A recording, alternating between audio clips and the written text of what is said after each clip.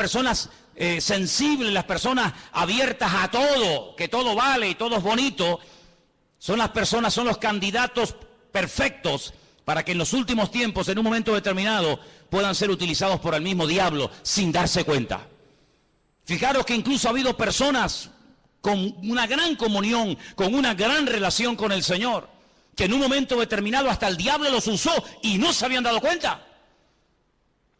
Una de las personas que más cerca vivió del Señor durante su ministerio terrenal fue sin lugar a dudas el apóstol Pedro. Pedro fue un hombre que vivió muy cerca del Señor. Fue uno de sus discípulos, fue uno de sus hombres de confianza, junto con otros. La Biblia nos enseña que cuando Jesús comenzó a abrir su corazón y a dar unas pinceladas acerca del horizonte profético, acerca de lo que iba a venir, el apóstol Pedro, confundiendo esa sensibilidad o ese deseo de que no vengan cosas malas, entre comillas, le anima y le aconseja al Señor de que no vaya a Jerusalén y que no se deje matar. Y él piensa que está haciendo algo bueno, diciéndole, no subas, Señor. ¿Por qué te tienes que ir a Jerusalén a exponerte a la muerte? Y el Señor Jesucristo dice que lo reprendió. Y es a la única persona que el Señor le dice en esta tierra, apártate de mí, Satanás, porque no pones la mira en lo de arriba, sino en lo de abajo. Y esa es una de las características de las personas que no han madurado, que no han crecido, que no han echado raíces profundas en el Señor, que siempre están mirando como la gallina hacia abajo, hacia lo que hay o hacia lo que no hay, hacia lo que nos dicen o nos dejan de decir, hacia lo que tenemos o no tenemos. Sin embargo, el hombre espiritual, el apóstol Pablo lo describe como un hombre que está en las alturas, sentado en los lugares celestiales con Cristo Jesús. Y no mira de abajo hacia arriba, sino de arriba hacia abajo. Eso fue lo que el Señor le enseñó a Abraham. Cuando le decía sal y mira, ese término sal y mira significa mirar de arriba hacia abajo. Y eso es lo que el Señor quiere que tengamos en nuestra vida, una visión distinta, una visión diferente, una interpretación diferente de las circunstancias que nos están rodeando. Que nos demos cuenta de que detrás de a veces de alguna ley que se aprueba o que no se aprueba, detrás de ciertas y determinadas circunstancias o situaciones, no es el hombre el que está actuando independientemente, sino que estamos en lucha contra principados, contra potestades, contra gobernadores de las tinieblas, contra huestes espirituales de maldad en las regiones celestes. Que no hay una persona más favorita para el diablo que un político dejarse utilizar por las manos del diablo. Porque una persona con autoridad política o económica puede llevar a un país a un nivel de bendición y de prosperidad sin precedentes en la historia. Pero una persona que se deje utilizar por el diablo puede llevar a un país a la ruina. Y ha habido centenares de casos, y aquí en Europa ni te cuento, centenares de casos de políticos con un poder ilimitado que llevaron al continente europeo casi a la bancarrota y a la ruina, donde millones y millones de personas inocentes terminaron dando su vida por una causa absurda y ridícula que no iba a durar 1000 años, ni siquiera unos pocos años duró. Por lo tanto, amados hermanos, dice la Biblia que en los últimos tiempos el enemigo intentará seducir, incluso dice que algunos, por haberse enfriado, por haberse apartado de la verdad, escucharán a espíritus demoníacos, espíritus engañadores, por tener cauterizada la conciencia. Hay gente que es muy sensible a lo que nunca tenían que ser sensibles, y muy duros a las cosas que no tenían que ser duros. Y hermanos, tienes que plantearte esto delante del Señor seriamente. ¿A qué eres tú sensible? ¿A lo que me dicen? ¿A lo que no me dicen? ¿A lo que me hablan? ¿A lo que no me hablan? ¿Si vino? ¿Si no vino? ¿Si me llamó? ¿Si me saludó? No hay que ser sensibles a las tonterías.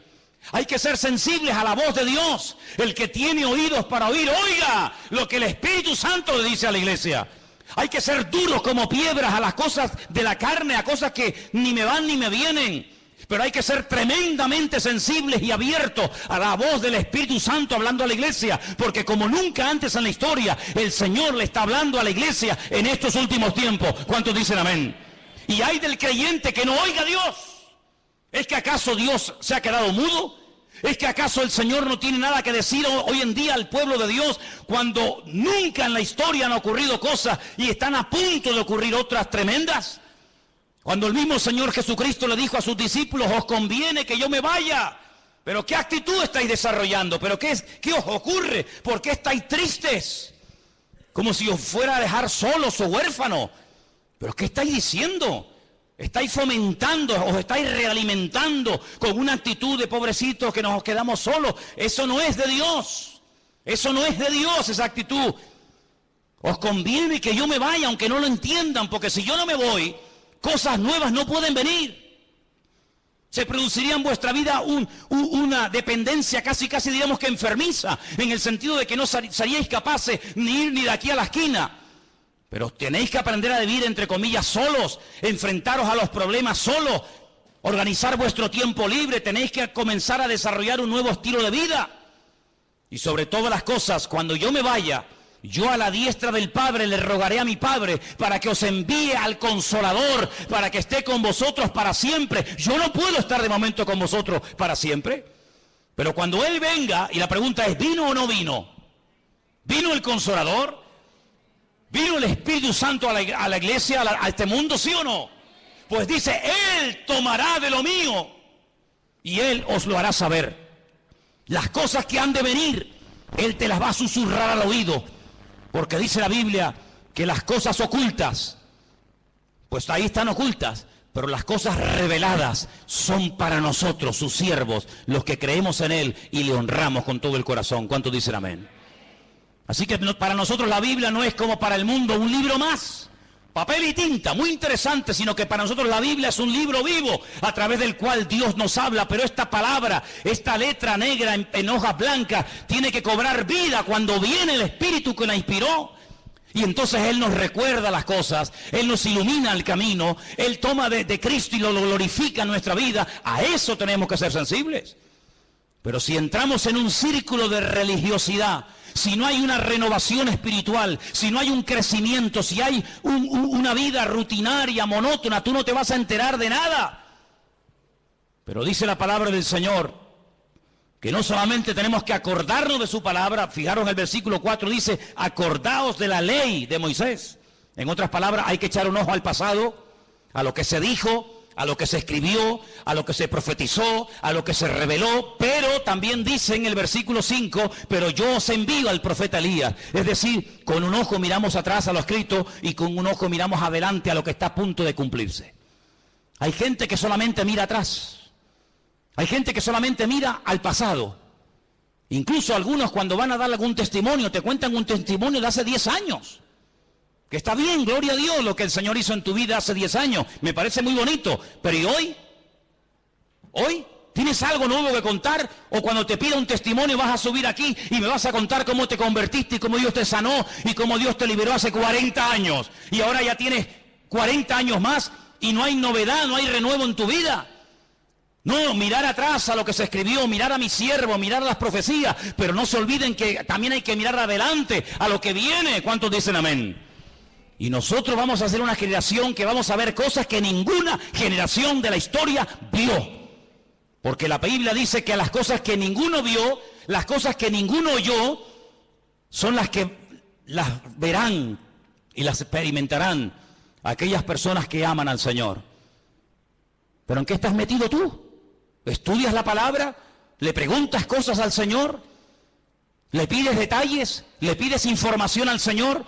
Hermanos, cuando se captura a un soldado enemigo, se le interroga, se le saca información. ¿Dónde están los aviones? Dime, ¿dónde están las tropas? ¿Por dónde van a atacar? ¿Cuántos sois? ¿Cómo se llaman vuestros generales? ¿Qué planes tenéis? ¿Qué proyectos tenéis? ¿Qué día pensabais atacar? ¿Por tierra, por mar, por aire? Se le saca información. Nosotros tenemos la mejor fuente de información que jamás ser humano podría tener en esta vida, y es la fuente genuina, la fuente verdadera, y es la fuente de nuestro Dios, el que nos revela la verdad, el que nos muestra el camino. Lámpara es a mis pies tu palabra y lumbrera mi camino. Dice que es como una antorcha que alumbra en medio de las tinieblas, para que aquel día no os sorprenda como ladrón en la noche. Nosotros podemos saber quién será y quién no será el anticristo, hasta cómo se va a llamar, y cómo va a ser, y cómo va a hablar, y dónde va a vivir, y qué va a hacer, y dónde va a morir. Lo sabemos nosotros. ¿Por qué? Porque miramos a lo escrito, pero también miramos con suma cautela al futuro, porque sabemos que lo que se escribió se va a cumplir sí o sí en nuestros tiempos. ¿Cuántos dicen amén? Pero si gastas más tiempo en ver Supervivientes, El Gran Hermano y todas esas sandeces y estupideces que tienen a la gente atontada, incluso a muchos de ustedes que los tienen atontados perdidos, que os sabéis el nombre de todos los golfos y golfas de este país, que no han pegado un palo al agua en la vida, que viven del cuento, de plató en plató, de mentira en mentira, de engaño en engaño, que no han hecho nada, ni han estudiado, ni han trabajado, sino que se acostaron con uno y viven de lo que del pecado que hicieron. Si solamente dedicáis tiempo a eso y no a la palabra de Dios, aquel día a muchos de ustedes les va a sorprender como ladrón en la noche. Pero el Señor dijo, ustedes no pueden ser así. Ustedes tienen que estar velando y orando para que el diablo no os sorprenda y para que no os quedéis sin aceite, sino que viváis renovados. Ahora, ¿qué ocurre con este pueblo? Entró en una actitud muy peligrosa y contagiosa. Dejadme que os diga algo. La salud no se contagia. Usted está sano y se junta un enfermo y su salud no contagia no contagia en el buen sentido de la palabra a ningún enfermo. Y aquí tenemos un gran enfermero entre nosotros que nos lo podría decir, y tenemos hermanos que entienden de esto. Usted va a un hospital, usted está sano, no tiene ninguna enfermedad, no tiene ningún problema, su salud no se transmite a nadie. Pero cuidado, hay algunas enfermedades que si no tomamos medidas preventivas, sí nos pueden ellos contaminar a nosotros. ¿Sí o no? Es una cosa increíble, ¿no? Como una manzana podrida puede afectar a todo un saco y no todo un saco a una sola. Es increíble, pero es así. Pero Dios nos habla a través de lo natural para que entendamos cómo funciona también el mundo espiritual. Ahora fíjense qué curioso, esta gente entró en una actitud de queja. Y la queja es el cáncer del espíritu que mata la fe del pueblo de Dios. Cuanto más se queje, más oportunidades tendrá el enemigo para afectarle su fe, para desconectarle del Señor, para nublarle la visión, para sacar conclusiones equivocadas, para ver lo que no es y no ver lo que sí es. La queja es un pecado terrible que ha afectado a millones de seres humanos, pero lamentablemente de ministerios, de líderes de alabanza, de líderes de jóvenes y de creyentes en toda la faz de la tierra. Y a veces hablas con un creyente y habla exactamente igual que un inconverso, menos cuando entra al culto, que parece que se transforma y comienza en ese tiempito a comportarse como un cristiano, pero lo sacas del ambientillo y habla igual, se comporta igual, actúa igual, piensa igual, sus metas son exactamente iguales. ¿Por qué? Porque ha habido un cambio tal vez exterior, pero no ha habido un cambio, una transformación en lo más profundo de su corazón. Y quiero leerles un versículo en esta tarde que se encuentra en el libro de los Hechos. El libro de los Hechos, lo había apuntado por aquí. Un versículo muy interesante. Cuando Pedro está predicando su primer mensaje en el día de Pentecostés, en Hechos capítulo 2. Hechos capítulo 2.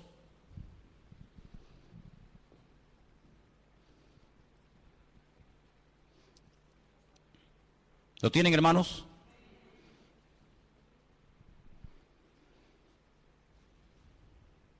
En Hechos capítulo 2 el apóstol Pedro se pone de pie y le dice a los creyentes que estaban en aquel lugar: ustedes lo que tienen que hacer es un cambio de actitud ya. Versículo 38. Pedro les dijo: arrepentíos y bautícese cada uno de vosotros en el nombre del Señor Jesús para el perdón de vuestros pecados y recibiréis el don del Espíritu Santo. El apóstol Pedro llama a aquellos judíos que han subido a Jerusalén a celebrar las fiestas, en este caso la fiesta de Pentecostés o de Shavuot, los llama al arrepentimiento. Ahora, no había subido una multitud de paganos, de idólatras de todas las naciones de la tierra para ir al templo de Jerusalén a adorar al Dios vivo, no. Habían subido multitudes, miles y miles de personas, familias enteras, habían ido a Jerusalén para adorar al Dios vivo, luego eran creyentes.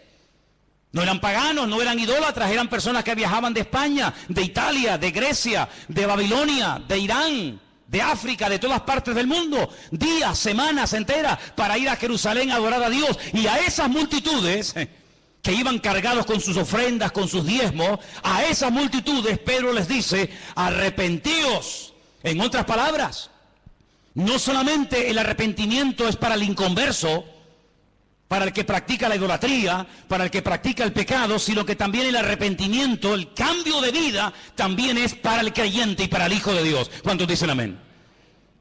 Cada día tenemos que arrepentirnos de algo. Tenemos que arrepentirnos cada día siempre de algo, siempre y cuando te mires al espejo del Señor. Claro, si te miras en el espejo de otro que vive peor que tú eres un fuera de serie. Pero si nos ponemos delante de la presencia del Señor, cada día nos damos cuenta de que hay algo en lo que tenemos que cambiar. Algo que tenemos que dejar atrás, una renovación, una transformación.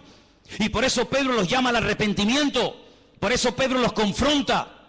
Y más adelante, si siguiéramos leyendo su mensaje, dice que le dice a la multitud que el Señor está como retenido en el cielo hasta el tiempo de la restauración de todas las cosas. Y ahora, volviendo a Malaquías, nos encontramos que el Señor les dice al pueblo: cuando yo envíe a mi siervo a predicarles, dice en el versículo 2, vosotros los que teméis mi nombre, nacerá el sol de justicia, en sus alas traerá salvación. Esa palabra es la palabra marpé, que viene de un verbo hebreo que es rafá, que significa curación o sanidad. Así que realmente más que salvación, porque la salvación no la tiene que traer el Señor, porque ya está aquí. Ya hemos sido salvos por medio de la fe, dice la Biblia. Pero cuando el Señor viene, dice que viene a traer sanidad, viene a traer restauración. Y hay muchas personas que han nacido de nuevo, digamos que son salvas, pero están enfermas. Están enfermos en su alma. Por eso no pueden alabar a Dios, aunque sean cristianos. No pueden alabar a Dios, porque su alma está encarcelada. Y esa es una sensación que David experimentó un tiempo de su vida, no siempre, pero un tiempo de su vida. Él llegó a escribir en uno de sus muchos salmos: Señor, saca mi alma de la cárcel para que pueda alabar tu nombre. El rey David, el dulce cantor de Israel, el hombre más cerca del corazón de Dios, le pide a Dios: saca mi alma de la cárcel porque no te puedo alabar. Devuélveme el gozo de la salvación, que lo tuve pero lo he perdido. Renueva en mí un espíritu noble, un espíritu recto. Y cuando hagas esa obra transformadora en mi vida, cuando restaures mi alma, entonces los inconversos te conocerán y podré publicar las virtudes de aquel Dios que me llamó y me transformó.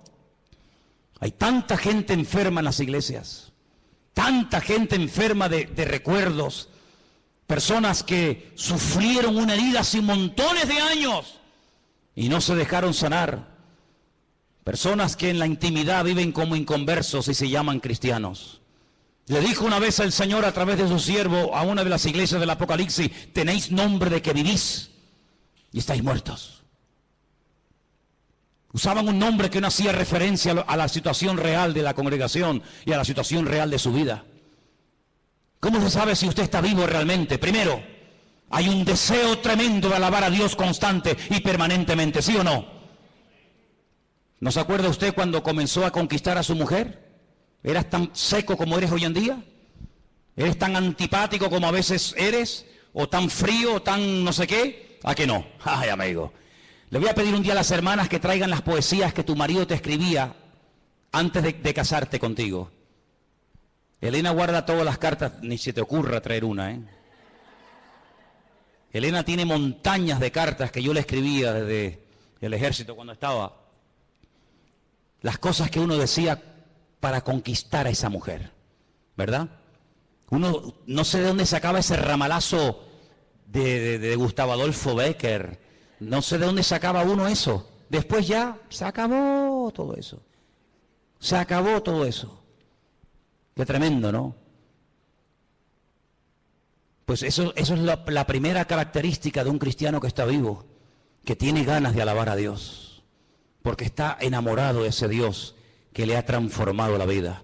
Cuando un creyente no alaba a Dios, está enfermo. Está enfermo. Si usted no tiene ganas de alabar a Dios, tu amor hacia Él se ha apagado. Si tú ya no tienes ganas de decirle nada a tu esposa o a tu marido, es que tú ya no lo amas como al principio. Ya para ti el vivir o el convivir con él ya es como una especie de, bueno, esto es lo que hay. Sin embargo, en la Biblia nos llama a una renovación constante y permanente. Vivir con un hombre, vivir con una mujer a la cual no amas y del cual no estás enamorado, tiene que ser una tortura. Hasta asco te tiene que dar que te ponga la mano encima.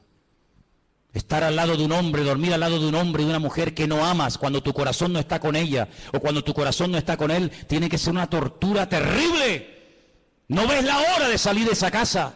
Siempre hay algo que te atrae más que el estar en casa. ¿Por qué? Porque no quieres estar con ese hombre, porque no quieres estar con esa persona. Cualquier cosa te atrae. Sin embargo, cuando estás enamorado de él o de ella, ay amigo, las horas son segundos, ¿a que sí? Pero cuando no hay amor, los segundos te parecen eternidad. Eso es lo que pasa con el Señor. Lo segundo que pasa cuando uno está enamorado del Señor es que le quiere hablar a todo el mundo de lo que tú tienes. Al amigo, al vecino, al compañero de trabajo, al primo, al cuñado, al de arriba, al de abajo, a todo el mundo. ¿Por qué? Porque quieres como que todo el mundo ame y sirva al Señor como tú lo estás haciendo. Pero cuando una persona no le habla a nadie del Señor, es porque no está orgulloso y no quiere presumir del Señor que tiene. ¿No tienes nada que decir? ¿Qué le voy a contar yo a mi vecino de Dios si yo ni siquiera le conozco? ¿Qué le voy yo a hablar a mi vecino del amor a Dios cuando yo ya ni le amo tanto, ni le alabo, ni le adoro? Es otra característica. Y podríamos hablar de muchas. Por eso el Señor le dice, mira, lo que a ustedes hace falta es una renovación espiritual. Y entonces dice que les enviaría al profeta Elías. Y ahí se produciría una restauración en el seno de la familia. Lean conmigo el versículo 5. 4:5 de Malaquías. He aquí, yo os envío al profeta, ¿qué dice? Elías, antes de que venga el día del Señor grande y terrible. ¿Saben que hasta el día de hoy Israel está esperando a Elías? En todas las sinagogas del mundo, en todas. Hay una silla muy bonita, enorme, en la cual nadie se sienta. Algunas veces la forran hasta con plástico para que no se eche a perder, ni se manche, ni se ensucie. Y cuando preguntas, esta silla tan grande, tan diferente a todas las demás, ¿esto qué es? Te dicen, esta es la silla donde se sentará el profeta Elías cuando venga. Y dice la Biblia que una de las cosas que haría Elías sería hacer volver el corazón de los padres hacia los hijos y el corazón de los hijos hacia los padres. Esa es una reconciliación de generaciones. Una reconciliación entre el pasado y el presente. Una reconciliación en la familia. Qué triste cuando a veces se han dividido iglesias y unos miembros de una familia están en una congregación y otros miembros de la misma familia están en otra congregación. Y salen el domingo de la casa y unos se van con papá a un culto y otros se van con mamá o con el primo, con el tío, yo qué sé, se van a otra iglesia. ¡Qué terrible! Qué terrible que ni siquiera son capaces los miembros de una misma familia ir a un mismo lugar a alabar al Señor. El Evangelio, en vez de unirlos, los ha separado. El Evangelio, en vez de poner amor entre ellos, ha puesto un distanciamiento que aunque viven bajo el mismo techo y comen en la misma cama, o en la misma mesa y duermen en la misma cama, hay un abismo entre ellos. Y el Señor sabe que una familia dividida es una familia que no tiene nada que aportar a una congregación. Porque nosotros somos en la iglesia un conjunto de familias que no venimos aquí solamente a recibir, sino venimos a dar. ¿Pero a dar qué? Si no tenemos nada para dar, ¿qué es lo que vamos a dar? Por eso, qué gran diferencia entre la filosofía de vida del judío en el tiempo del templo y la filosofía de vida de los creyentes hoy en día en esta era del Evangelio de la Gracia. El judío iba al templo a dar, el judío viajaba días, semanas para ir al templo a dar, para ir al templo a adorar. El creyente viene al templo generalmente para recibir, a ver de qué nos va a predicar hoy el pastor. A ver quién va a predicar hoy, a ver cómo está el culto hoy. Y entonces depende de cómo ha ido el culto, depende de cómo ha ido el mensaje, te afectará para bien o para mal el resto de la semana. Y eso es algo que tenemos que corregir inmediatamente. ¿A ti qué más te da quien predique o quien no predique el domingo? Y si predicó bien o predicó mal. Nosotros no venimos para ver a un hombre, nosotros no venimos para escuchar a una persona, nosotros venimos para traerle alabanza, para traerle gloria, para traerle todo lo que tengo en mi vida a nuestro Dios. Y si todos viniéramos para dar, no nos preocuparía ningún detalle que no haya salido como nosotros creíamos que tenía que haber salido, porque no vinimos a eso, no vinimos a cuestionar, vinimos a dar honra y alabanza al Señor. ¿Cuántos dicen amén? Algunos dirán, bueno, esto que vas a decir ahora no es aplicable. Ya vas a ver que sí, es muy aplicable. El Señor un día se paró, dice, para ver cómo la gente venía al templo a ofrendar. Y al final de todo se reúne con sus discípulos y les revela algo tremendo. Y les dice, ¿sabéis? La cantidad de gente que ha pasado por el alfolí trayendo sus ofrendas y sus diezmos, ¿sabéis? De toda la multitud, ¿quién ha dado más? Los discípulos no contestaron, tal vez tuvieron miedo de dar una respuesta equivocada. El Señor le dijo, esta mujer, esta, la viuda, que ni siquiera la Biblia nos dice cómo se llamaba, esta es la que más ha dado. Unas moneditas. Pero ¿sabes qué? Todos estos que han pasado antes que ella han dado de las sobras. Y cuando uno da algo que le sobra, tú no estás dando nada. Si tú tienes ropa que ya no usas en tu casa y la das al rastro, tú no estás dando nada, tú te estás desprendiendo de lo que ya no te gusta ni lo que ya no quieres usar. Dar es cuando dice mi mejor traje, mi mejor corbata, mi mejor pantalón, mi mejor lo que sea, yo lo doy a un hermano ahí donde te duele, porque estás dando lo que te gusta, lo que amas, lo que aprecias, pero dar ropa vieja, dar ropa que está sucia, dar ropa que es del año catapum, dar ropa que te da vergüenza ponértela, tú no estás dando nada, te estamos haciendo un favor nosotros con sacarte la basura que ya no te quieres poner. Y encima después presume de, no, yo he dado. ¿Tú qué has dado? Tú no has dado nada. Esta es la que ha dado, porque estos han dado de las sobras, y mientras des de lo que te sobra no estás dando, pero esta ha dado todo cuanto tenía. Así que el Señor no solamente ve cómo damos, sino por qué damos y cómo damos. La actitud de esta mujer es la que le tocó el corazón al Señor, y no la de todos aquellos religiosos que de cara a la galería presumían de que habían dado, pero sin embargo ella dio, dice, de una forma que impactó el corazón del Señor. ¿Cuántos dicen amén? Esa es la actitud con la que tú tienes que vivir, y yo y todos y cada uno de nosotros, de sacrificarnos y de esforzarnos por el reino. Qué poco sacrificio hoy en día hay en el pueblo de Dios, qué pocos sacrificados hoy en día se ven en las iglesias a la hora de servir al Señor. Qué poco sacrificio hay a veces en nuestra vida. Cuántas excusas ponemos a la hora de no, es que no puedo, es que tal, es que cual. Cuántas cosas ponemos, ¿verdad? Siempre como excusas para no esforzarnos por el reino del Señor. El próximo mes cumpliremos 14 años, ¿no? Aquí. Este mes de mayo cumplimos aquí 14 años. 14 años que se dice pronto. Sin el esfuerzo, sin el apoyo de un remanente fiel que siempre ha habido, hubiera sido prácticamente imposible llegar a este punto. Los que vienen y van, los que hoy en día los ves aquí saltando y brincando, y la semana que viene ni sabes si vendrán. Una iglesia no se sostiene de esa manera, pero cuando hay hombres y mujeres fieles que preguntan, oye, ¿cómo va la obra? Oye, ¿hace falta algo? ¿Hay algún necesitado entre nosotros? ¿Hay alguna carencia? Con ese tipo de personas, con ese tipo de actitud, es con el que se sustenta la obra, con el que se mantiene la fidelidad de una congregación. Y podemos decir, 14 años hemos estado aquí. ¿Por qué? Porque ha habido gente fiel, que a veces se ha sacrificado y le ha dado al Señor lo que saben que tenían que haberle dado. ¿Cuántos dicen amén? El profeta Elías, sabemos que era Juan el Bautista.